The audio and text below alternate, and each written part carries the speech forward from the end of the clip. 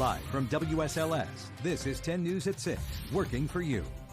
Dry with some sunshine today, but that all changes tomorrow. We'll let you know when we will have the highest risk for some strong to severe thunderstorms. Plus, we're tracking a changing weather pattern just in time for the Memorial Day weekend. We will let you know when much cooler air moves in coming up. Plus, the woman accused of kidnapping a local toddler faces a judge. How investigators say she was able to walk out of the church with the child. But first, the clock is winding down on COVID-19 restrictions. Why this doesn't mean back to business for everyone. Good evening and thanks for joining us for 10 News at 6. I'm Lindsay Ward. And I'm John Carlin. We're just a few hours away from the Commonwealth lifting all of its COVID-19 restrictions. But that doesn't mean back to business for everyone. 10 News reporter Alexis Davila is live in downtown Roanoke. So, Alexis, there's been some mixed reaction to this.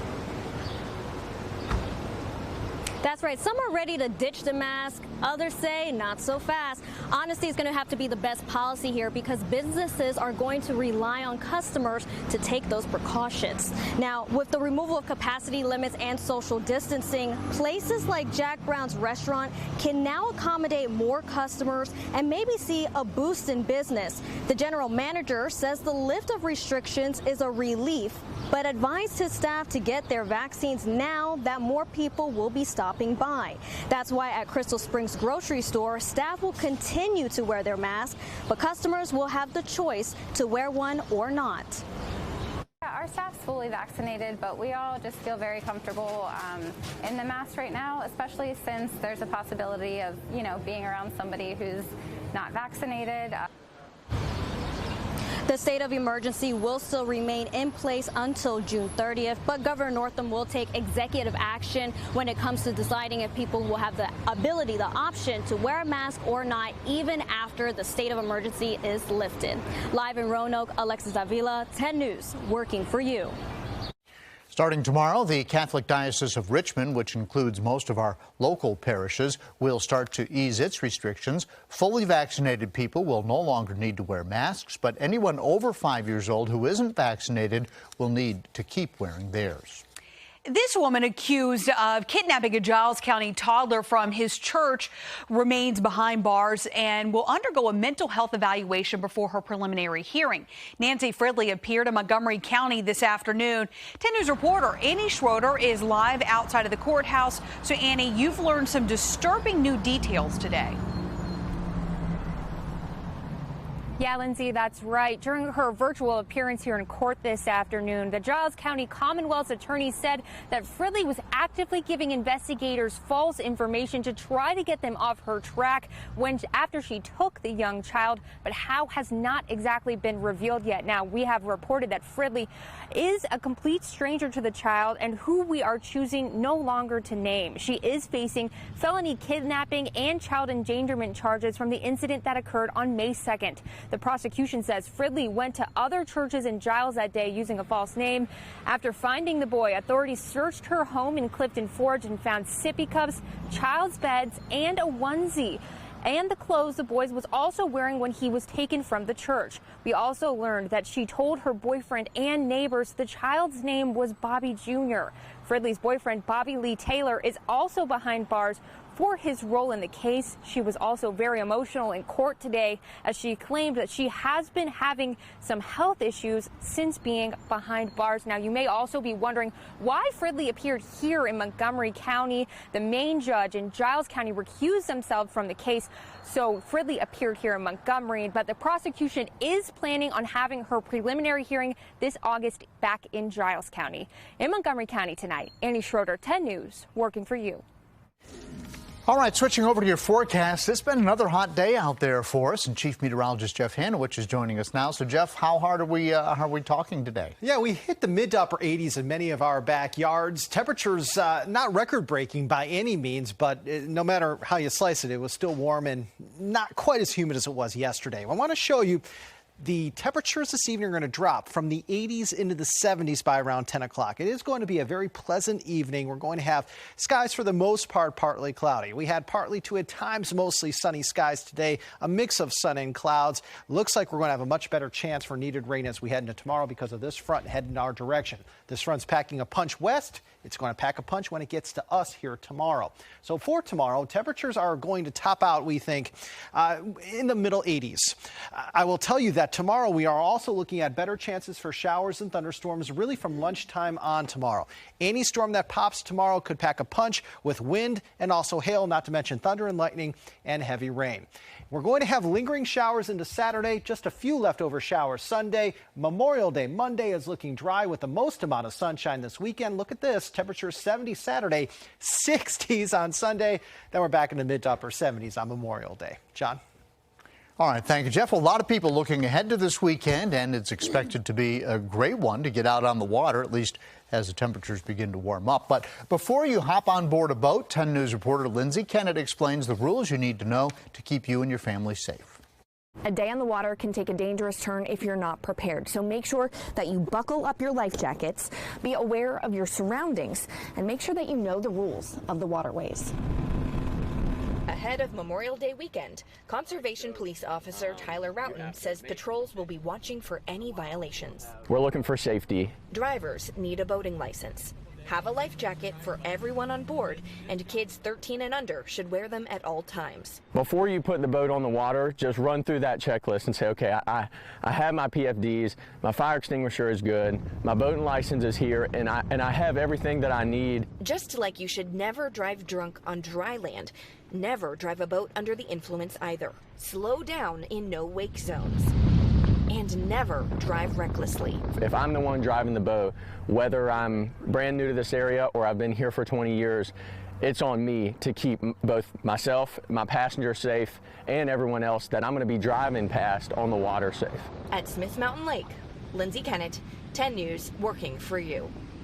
Now, water safety isn't the only thing to keep in mind this Memorial Day. State police say you need to keep a cautious mindset while you're out on the roads. Starting tomorrow, more law enforcement will be out in an effort to reduce crashes and impaired driving.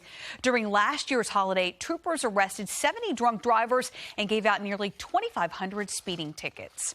Central Virginia needs your voice as it plans for the future. Leaders in Amherst County and Lynchburg are putting together the Middle James River Vision Plan. Now, there's an online survey where you can talk about how you use the river and surrounding areas. You also give input on what you would like to see more of, from trails to festivals, boat access, and even green spaces. We want to hear from everyone because we want that this resource to provide that experience, whatever that great priority that you might have. Now, we've got a link to it on our website. The survey is open through June. A new chapter often means a new closet. It's very difficult to know what do you wear, what's the right attire to wear. How one local college is helping its students transition into the professional world. Person's in the hospital tonight after being rescued by the Danville Fire Department. We can show you the damage left to the home on Fairfield Avenue. When crews first arrived, they searched the home and they found the person inside. Didn't take them long to knock out the fire. Well, it's the first day of a new career for 24 firefighters and EMTs. The Roanoke Valley Regional Fire EMS Academy held a graduation for the future Roanoke City, County, and Botetourt County workers. Roanoke's Fire EMS chief says these recruits faced a unique set of challenges due to the pandemic. Anytime we graduate new firefighters and put them out to company, it's a great day for the Valley. And I will tell you today, it's a unique class. All right, now pay attention to this. The graduation ceremony wrapped up with an even more special occasion. Tom Forkin proposed to his longtime girlfriend, Michaela, making it a moment that both would change both of their lives forever, of course. And we've posted a full video of this special moment on our Facebook page. Check it out there. They thought they were just posing for pictures. And there you go. He gets down on one knee. Congratulations to both of them. Well, suiting up can be more of a struggle when you're first getting started. How one local college is helping its students through their transition. And you are looking at a live picture from our Virginia Tech Skycam overlooking Blacksburg. Nice mix of sun and clouds going on in Montgomery County. We will, however, let you know when clouds will move back in, making us overcast, and when those overcast conditions will bring us some stronger storms coming up.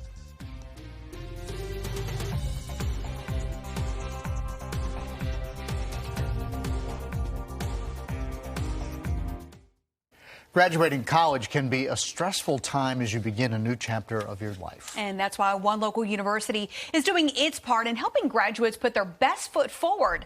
New at 6, 10 News reporter Courtney Lockie shows us how the University of Lynchburg is lending a hand.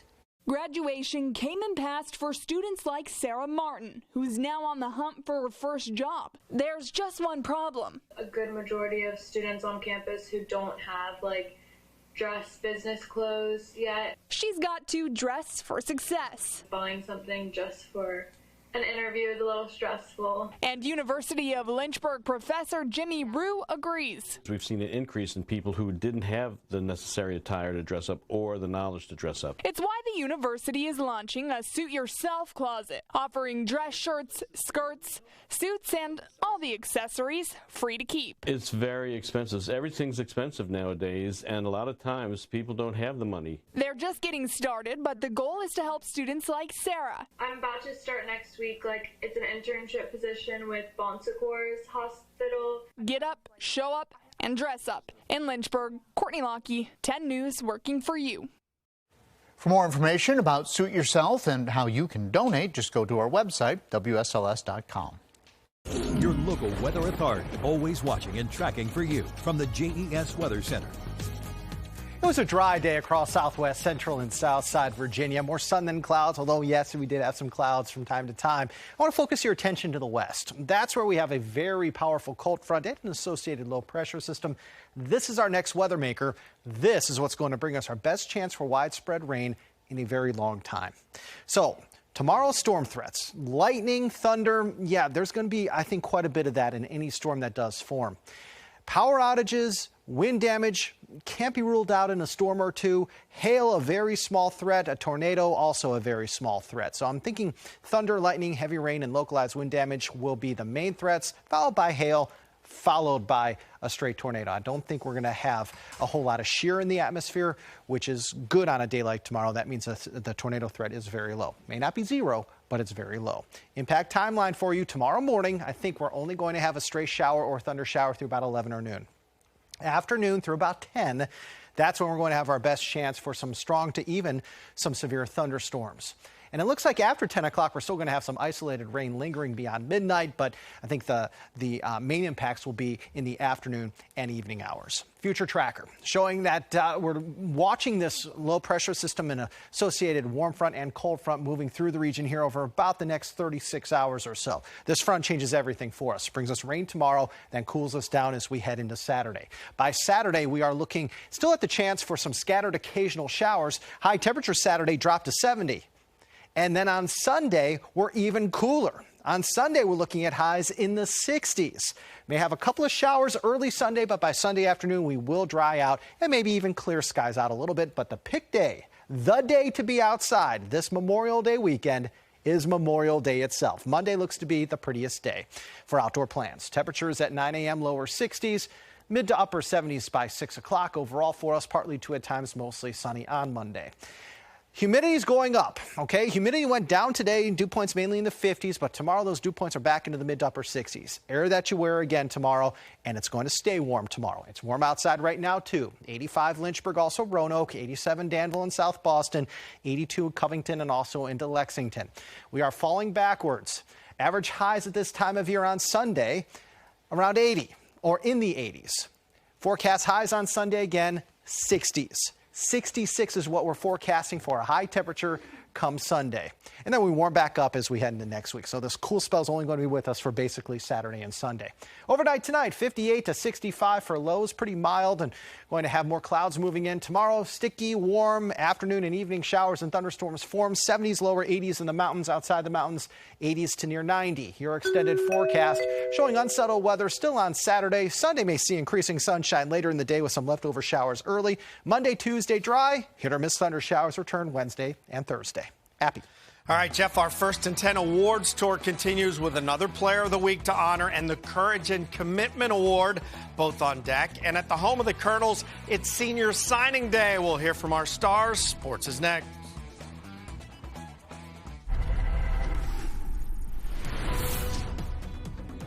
Tonight on 10 News at 7, technology to prevent a hot car tragedy.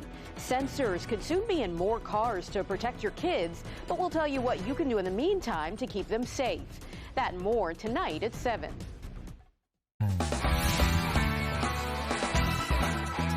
Feels great, and I'm definitely ready to move on, but I just want to thank all my teammates and coaches and you guys for presenting me this. I really appreciate it. And ask him to help change our program and be a leader to our team, helping us get to where we're at. And, it's like I told the young kids that they've set a standard now, and it's up to them to keep that standard. So, with him and his seniors, they've done a really good job here at Carroll.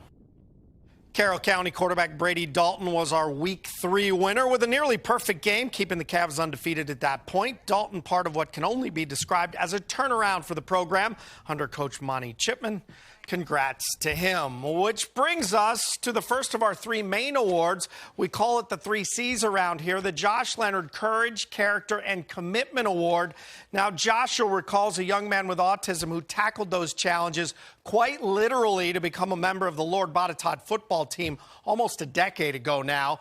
He has all the traits we all should strive to have, which brings us to the 5-sport star Morgan Marshall at James River High, who we caught up with before soccer practice. Morgan became James River's first ever female place kicker, and in a game this season became the first female to ever score a point in a Knights football game. It took all those C's we talked about, courage for sure, along with character and commitment to get this done. So Morgan Marshall is our First and 10 Josh Leonard Award winner. Senior year, I knew everything was not going to be the same. And I thought this was the perfect year to try something new and leave with a bang. And I was really excited to just have this opportunity because all the coaches and players, they were really nice and willing to help me. I was super honored to be the first female kicker at my high school, and I will forever hold that legacy, which I'm super proud to hold. But I just hope more girls feel encouraged to just get out there and do what they want and prove that they can do it. And speaking of which, our own Brooke Leonard did the original story on Morgan. So there's Brooke, and of course she socialed it up because that's what you got to do. And at William Fleming High, the Colonels held their annual senior signing event where they put a pair of standouts into the college ranks. On the girls' side, soccer star Natalie Overstreet signs on with Concord University. The standout goalkeeper took up soccer 7 years ago in the backyard, and here we are today. And star defensive end Tyreek Poindexter headed to VMI. Poindexter hails from a military family, thinks the Keydets will be a perfect fit for him. We'll hear from both of those stars tonight at 11. And the postseason diamond action is buzzing. Virginia Tech UCLA Super Regional tonight. Lynchburg and LaGrange are underway. D3 softball in Salem. Virginia Wesleyan, the ODAC champ, is leading 3-0 in Salem. Nightly news is next. We'll see you at 7.